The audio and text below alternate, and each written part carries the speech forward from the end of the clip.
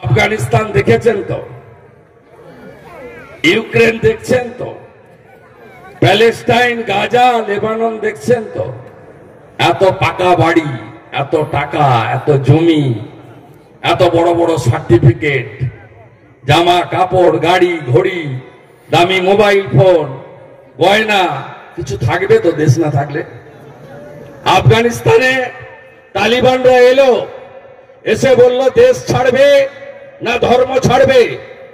হিন্দুরা, শিখরা, জৈনরা, এমনকি খ্রিস্টানরা বলল আমরা, কেউ কেউ মেনে নিল সম্পত্তির লোভে বেঁচে থাকার জন্য। অনেকেই বলল না ধর্ম ছাড়বো না। ভারত সরকার নরেন্দ্র মোদী এয়ারফোর্সের প্লেন দেবী শক্তি পাঠিয়ে দিল্লিতে এনে পাকা ফ্ল্যাট দিয়ে তাদের এখানে রাখার ব্যবস্থা করলো। আপনি কি চান আপনার অবস্থা তাই হোক? যাবেন কোথায়? এদিকে বাংলাদেশ, পাশে পাকিস্তান, ওদিকে চীন বন্ধু গুছিয়ে, আর এদিকে বঙ্গোপসাগর। কোথায় যাবেন? ধর্ম ছাড়বেন নইলে বঙ্গোপসাগরে ঝাঁপ দেবেন।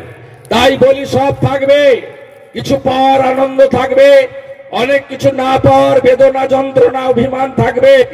কিন্তু গীতার একটা লাইন সমঝোতা করবেন না, ধর্ম রক্ষতি রক্ষিত, একে কম্প্রোমাইজ সমঝোতা কেউ করবেন না। জয় জয় গীতানাথ, জয় জয় গীতানাথ, জয় জয় গীতানাথ। রাম সেনারা আপনার সবার বাড়িতে পৌঁছাবে। পশ্চিমবঙ্গে 6 লক্ষ বাড়িতে যাওয়ার পরিকল্পনা নিয়েছে বিশ্ব হিন্দু পরিষদ এবং তার শাখা সংগঠনগুলি। একটি করে আমন্ত্রণ পত্র, একটি করে ভগবান রামের ছবি দেওয়া, মন্দিরের ছবি দেওয়া রিপ্লিকা, আর অযোধ্যা থেকে আনা চালের কয়েকটা বিন্দু, হ্যাঁ, আপনাদের হাতে প্রতি বাড়িতে পৌঁছে দেবে রাম সেনারা। 6 লক্ষ বাড়িতে 1 জানুয়ারি থেকে মকর সংক্রান্তির দিন 15 জানুয়ারি অবধি। আর সন্ধ্যাবেলা সব বাড়িতে দ্বীপ জ্বালাতে হবে 5টা করে। আমি আমাদের এই জেলাতে আপনারা যতটা নিজেরা পারবেন করবেন, যারা পারবেন না দ্বীপ বিতরণের কর্মসূচি আমরা চালু করছি।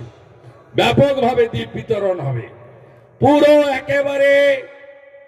একেবারে দীপাবলির মতো করে দিতে হবে 22শে জানুয়ারি। ভারত মাতা কোন হ্যায় তো স্বামী বিবেকানন্দকে পড়তে হবে, এটা বিজেপি দাঁড়ানোর দরকার নেই।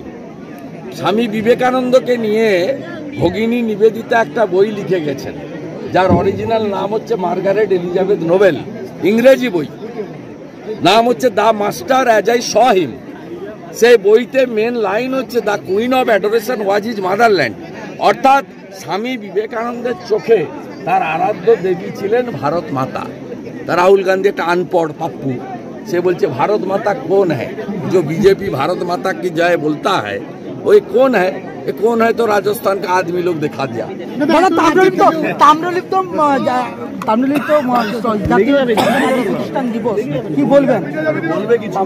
স্মরণ করলাম, প্রথমেই তো আমরা জাতীয় পতাকা নিয়ে রাধামণি থেকে কয়েকশো যুবক সতীশবাবুর নামে, সর্বাধিনায়কের নামে, তাম্রলিপ্তের নামে জয়ধ্বনি দিলাম।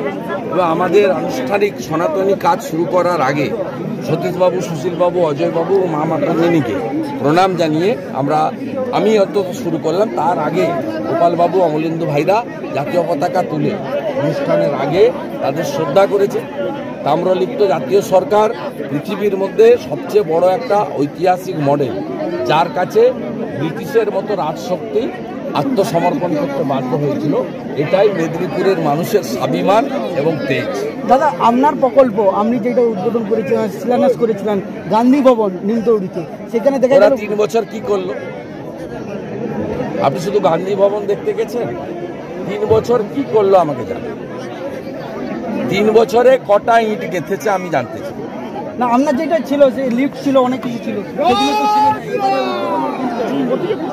লিফট থাকবে না, এরা করার লোক নয়, এরা ভাঙার লোক।